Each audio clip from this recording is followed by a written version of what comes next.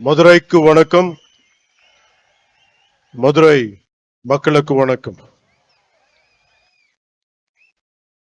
முருக பக்த மாநாட்டை நடத்தும் இந்து முன்னணிக்கும் இந்து முன்னணியின் தலைவர் திரு காடேஸ்வர சுப்பிரமணியம் அவர்களுக்கும் வணக்கம்.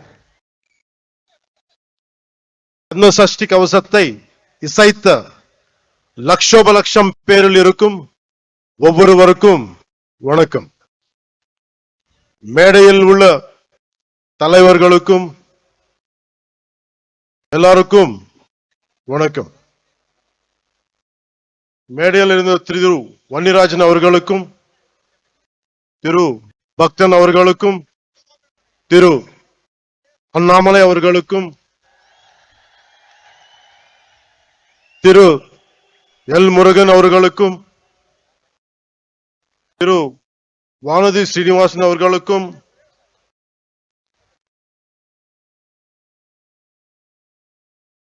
முன்னாள் ஆளுநர் மேதகு தமிழிசை அவர்களுக்கும் வணக்கம்.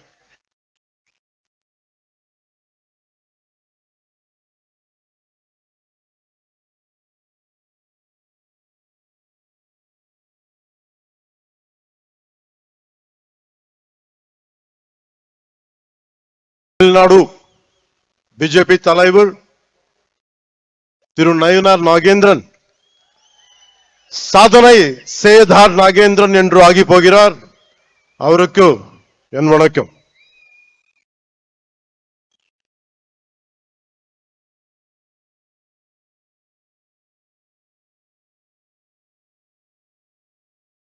இங்க கூடியிருக்கும் சன்னியாசிகள், குருமார்கள், மதாதிபதிகள், ஜீயர்கள் அனைவரையும் எவது திறம் தழுத்தி தலை வணங்குகிறேன்.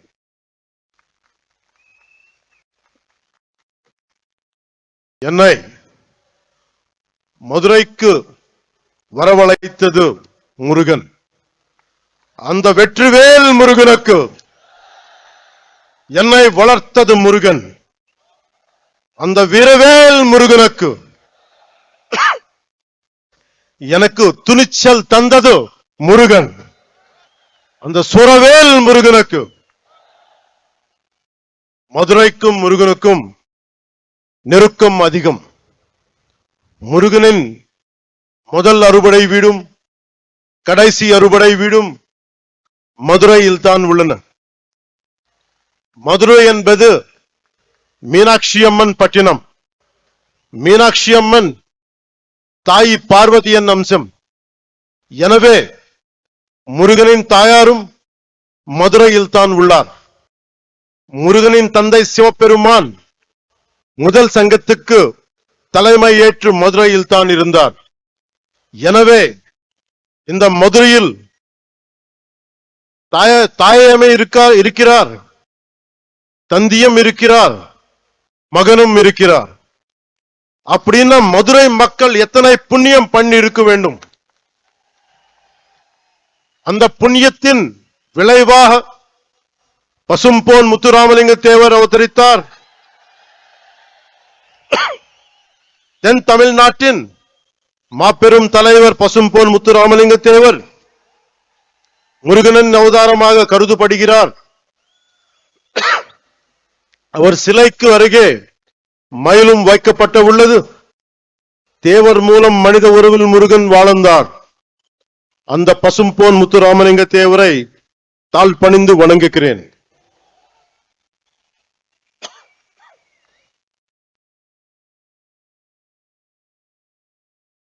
இப்போது மதுரையில் நடத்த ஒரு நிகழ்வை சொல்ல போகிறேன்.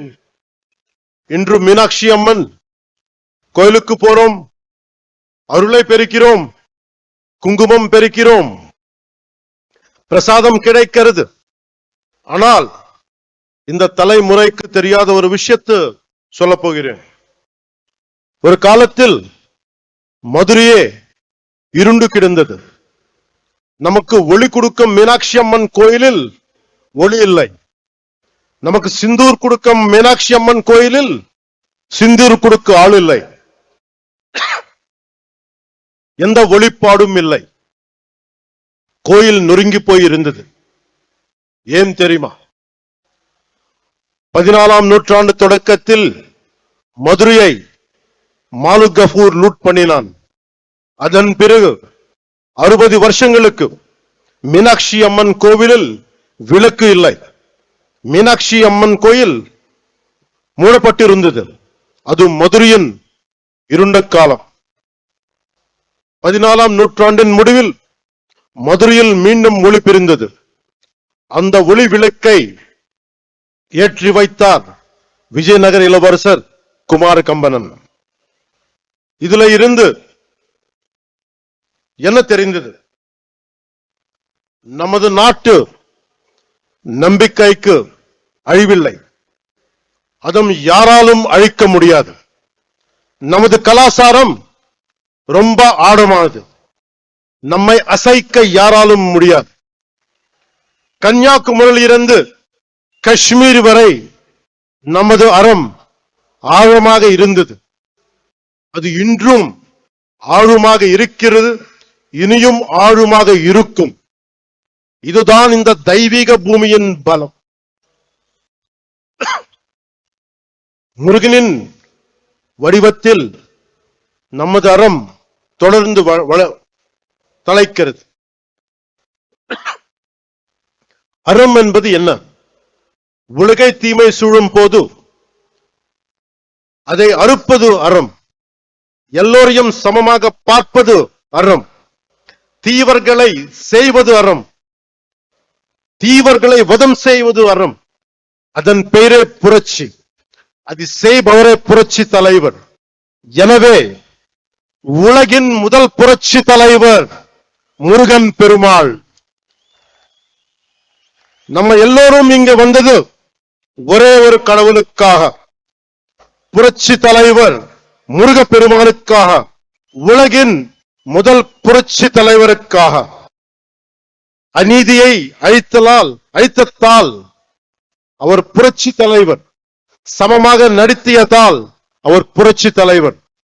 அந்த வெற்றிவேல் முருகனுக்கு, அந்த வீரவேல் முருகனுக்கு, அந்த சுரவேல் முருகனுக்கு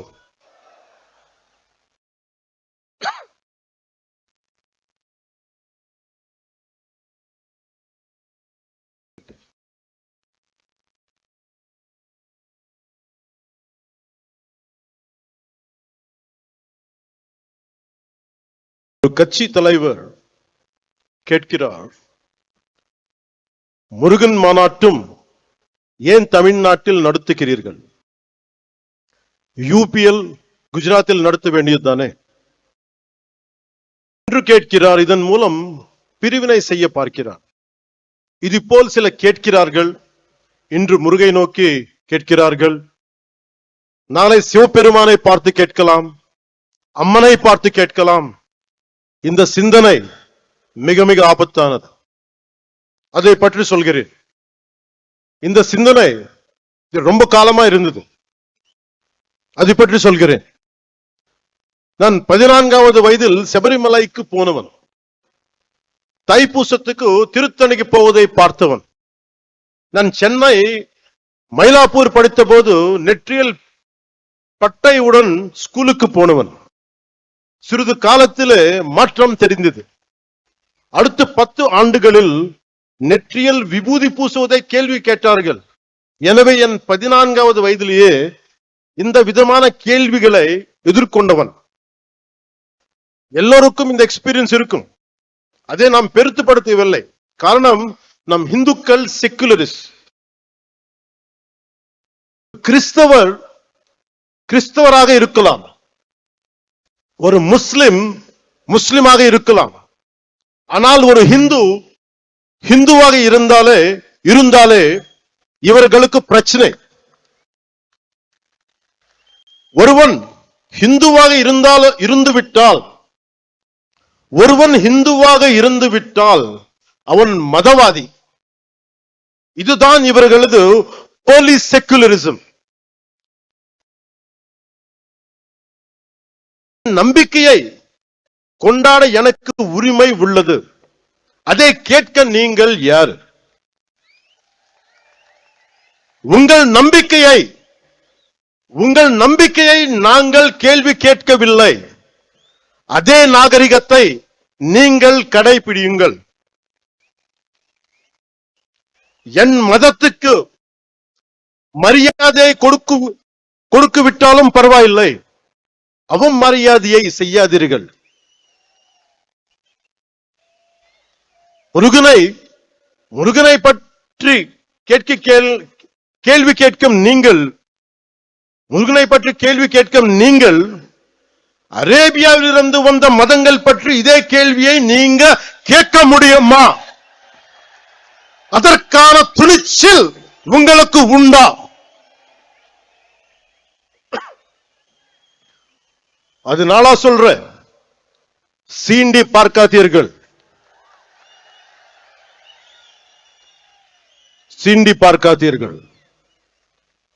சாது மிரண்டால் காடு கொள்ளாது. సజ్జనుడికి కోపం వస్తే, సహనంతో ఉన్నవాడి కోపం వస్తే వాడిని ఆపటం ఎవరి తరం కాదు.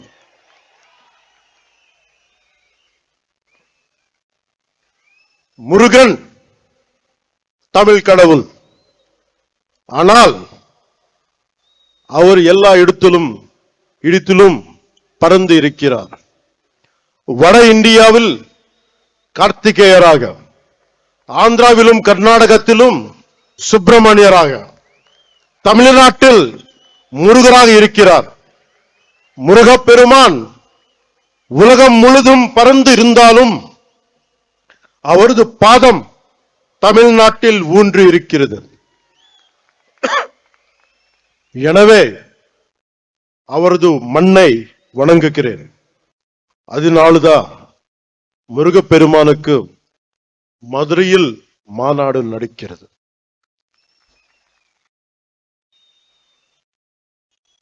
அதனால்தான் இந்த மாநாட்டுக்கு நாம் எல்லாமே வந்திருக்கிறோம். இங்கு சிலர் நிறத்தை வைத்து அரசியல் செய்கின்றனர். நமக்கு நிறத்தில் எந்த பேதமும் இல்லை. கிருஷ்ண பகவான் கருப்பு, காளி மாதா கருப்பு. நாம் நிறத்தின் வழியாக பார்ப்பதில்லை, அகத்தின் வழியாக பார்க்கிறோம். ஆனால் இங்கு கருப்பு நிறத்தை வைத்து கடவுளை சீண்டும் கூட்டம் உள்ளது. நம்மை இணைக்கும் முருகனை சீண்டி பார்க்கிறது ஒரு கூட்டம். கந்த சஷ்டி கவசத்தை கிண்டல் செய்தனர். அவர்களுக்கு கிண்டல் செய்யும் உரிமை உள்ளது. அந்த உரிமையும் ஜனநாயகம் கொடுத்துள்ளது. அவர்கள் என் கடவுளை கேலி செய்தனர், என் கலாச்சாரத்தை கேலி செய்தனர், என் பண்பாட்டை கேலி செய்தனர், என் பார்வையை கேலி செய்தனர். கேட்டால் இதுதான் செக்குலரிசம் என்பார்கள்.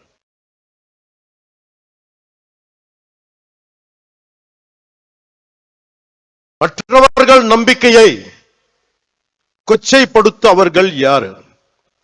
முருகனை கேள்வி கேட்க அவர்கள் யார்? அறத்தை அசைத்த பார்க்க அவர்கள் யார்? அவர்களால் மற்ற மதங்கள் பற்றி இது போல பேச முடியுமா?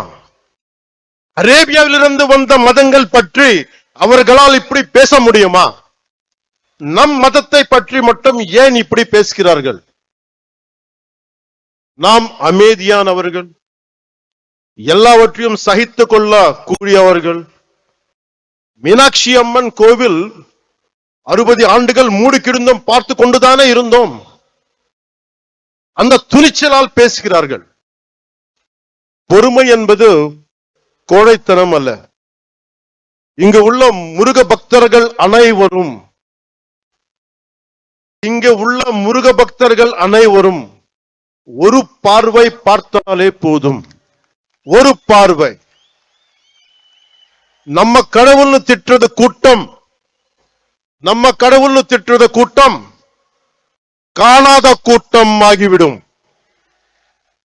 சிவபெருமானை நெற்றிக் கண்ணை திறந்த பூமி இது. இன்று இந்த கூட்டம் வரும், நாளை இன்னொரு கூட்டம் வரும். எத்தனை நாள் பொறுப்பது? முருகனை பற்றி இழிவாக சொன்னால் உங்கள் இதயம் நொறுங்க வேண்டாமா? நீங்கள் துடிக்க வேண்டாமா? பதற வேண்டாமா? நம்மை காப்பாற்றும் முருகனை நாம் காப்பாற்ற தேவையில்லை.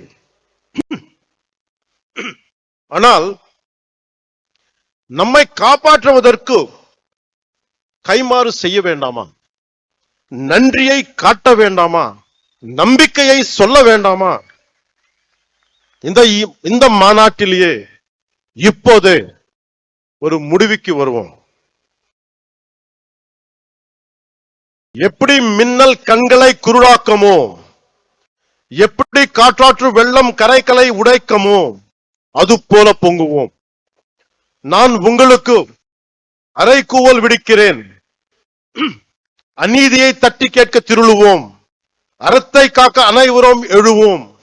முருகன் நீதியை காப்பாற்ற புறப்படுவோம். இந்த முருகுப்படை திற்றது கூட்டத்தை தகுர்க்கும். இப்படை தோற்கின் எப்படை வெல்லும்.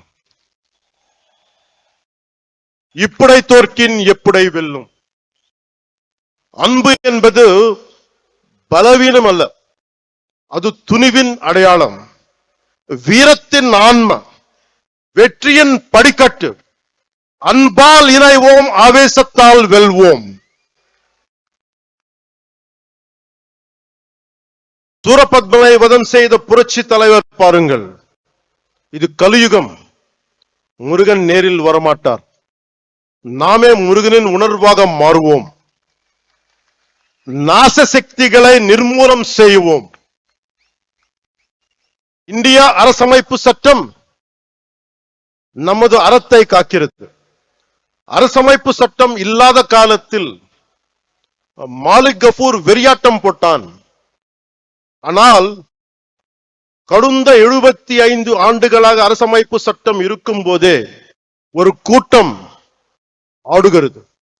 காரணம், நாசசக்திகளை ஆரம்பத்திலேயே கிள்ளி எறியாமல் விட்டுதான்.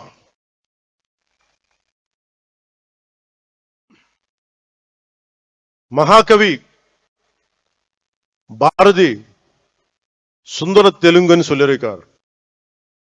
அந்த தெலுங்குல ஒரு 2 நிமிடம் பேச என்னை அனுமதிக்குமாறு கேட்டுக்கொள்கிறேன்.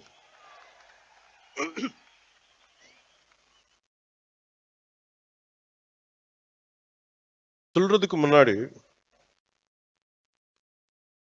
செக்குலரிசம் பத்தி சொல்றேன். நம்ம நாட்டுல secularism is a convenient word for a lot of people in our country. Specifically, atheists who doesn't believe in God.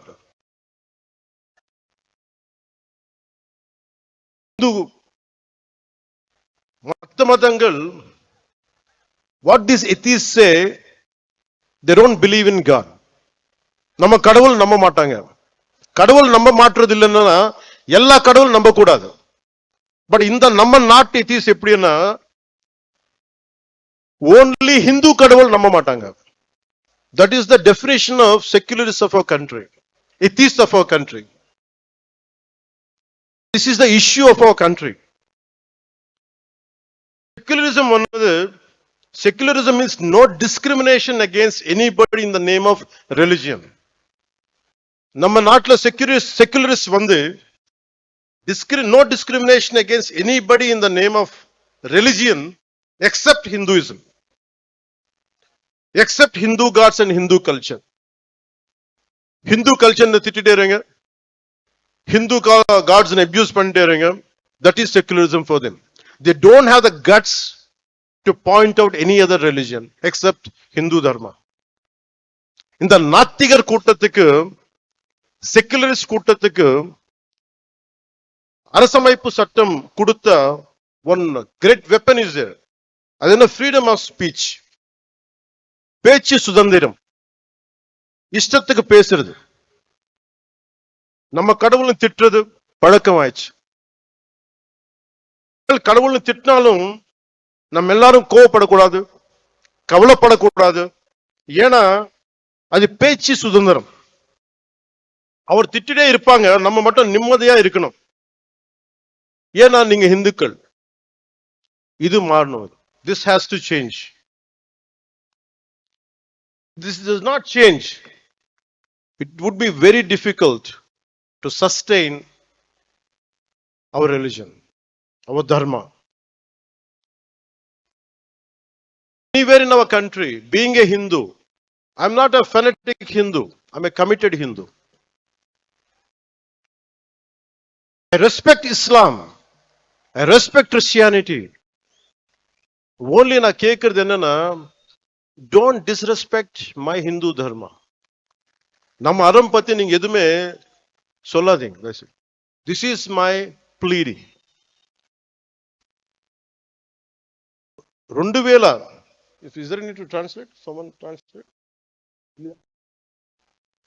யாராவது இருக்காங்களா டிரான்ஸ்லேட் பண்றது தெலுங்குல?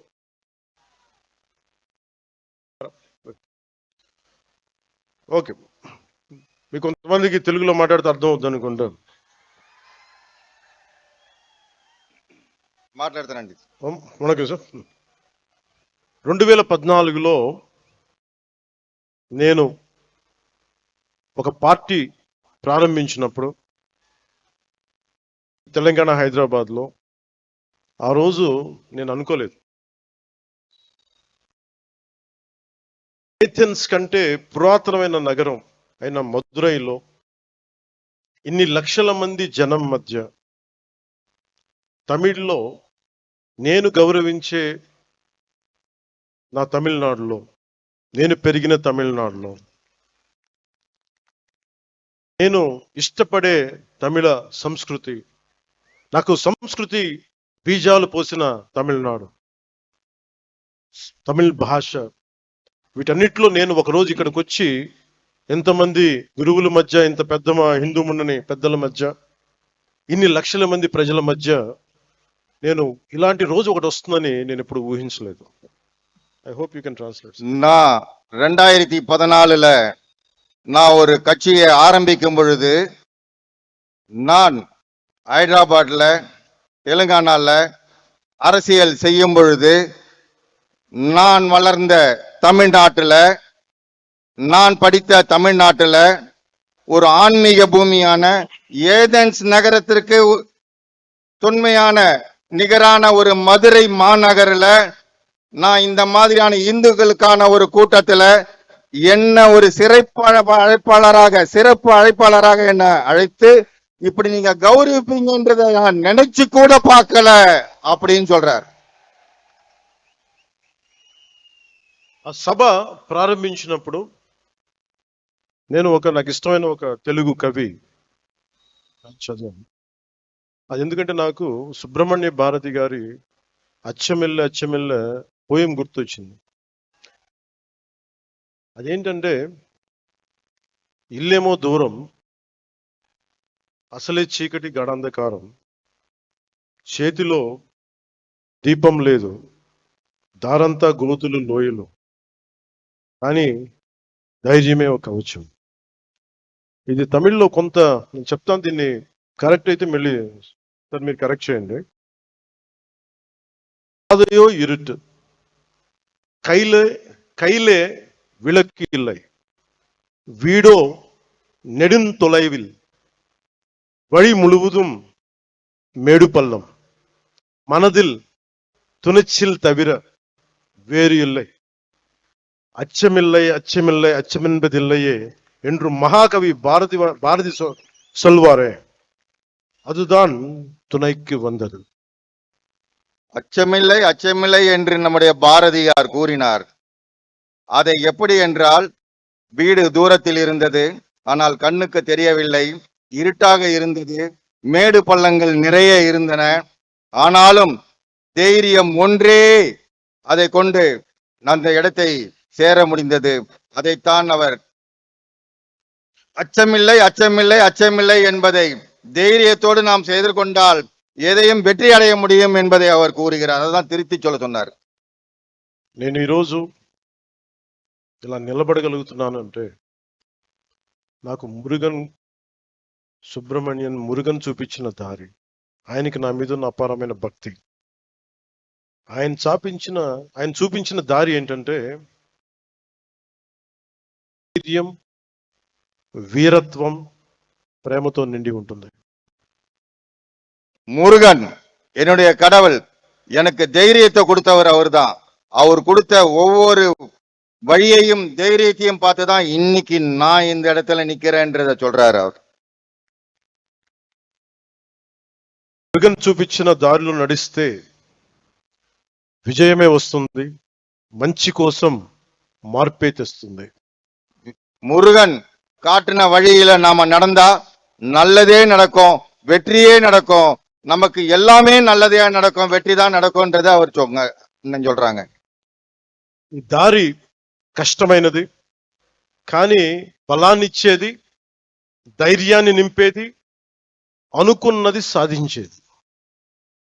இந்த பாதை மிக மிக கடினமானது. ஆனா இந்த பாதையை நம்ம கடந்துதான் ஆகணும். அதுக்கு முருகனை நினைச்சு நம்ம கடுமையாக போராடி நிச்சயமாக வெற்றி அடைய வேண்டும் என்ற நோக்கத்தோட போகணும்னு சொல்றாங்க. మనం వెళ్లే దారిలో, మనం ఎంచుకున్న దారిలో శత్రువులు, అరాచక శక్తులు ఉంటాయి, భయపెడతాయి. కానీ వీరవేల్ వెట్రివేల్ మురుగన్ తోడుండగా మనకేంటి భయం? நம்முடைய பாதையில ராட்சசர்கள், கடுமையான கொடுமையான ராட்சசர்கள் இருக்கிறாங்க. அந்த பாதையில நாம போகும்பொழுது வீரவேல் வெற்றிவேல் என்று சொன்னால் அந்த ராட்சசர்கள், கொடுமையானவர்கள் ஓடி போய் விடுவார்கள் என்று கூறுகின்றார். మార్పు అనేది ఒకటి. ఈరోజు మనందరం ఇక్కడ ఉన్నాం, గ్యాదర్డ్ హియర్, కానీ మార్పుని తీసుకురావడం సాధ్యం, అంత ఈజీ, తేలిక కాదు. కానీ మనందరం కలిసికట్టుగా నిలబడి పోరాడితేనే వస్తుంది మనం అనుకుంటున్న మంచి మార్పు. நம்முடைய எண்ணங்கள் எல்லாம் நிறைவேற வேண்டும் என்றால் நிச்சயமாக நாமல் ஒன்றாக இணைந்துதான் இதற்கு இந்துத்துவக்காக போராட வேண்டும் என்று சொல்கிறார். அப்படி ஒற்றுமையாக நாம் போராடினால் நிச்சயமாக நமக்கு வெற்றி கிடைக்கும் என்று கூறுகிறார். காலத்துக்கு பொருத்தமான எனக்கு பிடித்த திருக்குறள் ஒன்று உள்ளது. அந்த குறள் சொல்கிறது, சுண்டலிகள் ஆயிரக்கணக்கில் படை எடுத்தாலும் ஒரு நாகுபாம்பு பார்த்து சீறினால் போதும், அந்த எலிக்கூட்டம் காணாத போய்விடும். அதுபோல நமது எதிரிகள் எவ்வளவு பேர் இருந்தாலும் முருகனின் தந்தை சிவபெருமான் கழுத்தில் உள்ள நாகம் பார்த்தாலே போதும், காணாத போய் விடுவார்கள். உங்களுக்கு டிரான்ஸ்லேட் பண்ணணும்னு தேவையில்லை. எனவே மாற்றம் வருவது உறுதி.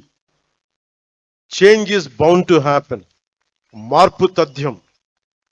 మనం అనుకున్నది సాధిస్తాం, మన ధర్మానికి నిలబడతామని తెలియజేసుకుంటూ మీ అందరికీ நன்றி, வணக்கம். மாற்றம் ஒன்று மாறாதது. நிச்சயமாக தர்மத்தின் தலைமை நிலை நின்று, தர்மத்தின் பாதை நின்று நாம் ஜெயிக்கத்தான் போகிறோம், ஜெயித்து காட்டுவோம் என்று கூறி நான் வணக்கம் கூறுகிறேன். முருகனை நம்பினால் வெற்றிதான், முருகனை நம்பினால் உயர்வுதான், முருகனை நம்பினால் எழுச்சிதான். அந்த வெற்றிவேல் முருகனுக்கு அரோகரா, அந்த வீரவேல் முருகனுக்கு அரோகரா, அந்த சூரவேல் முருகனுக்கு அரோகரா. நன்றி, வணக்கம்.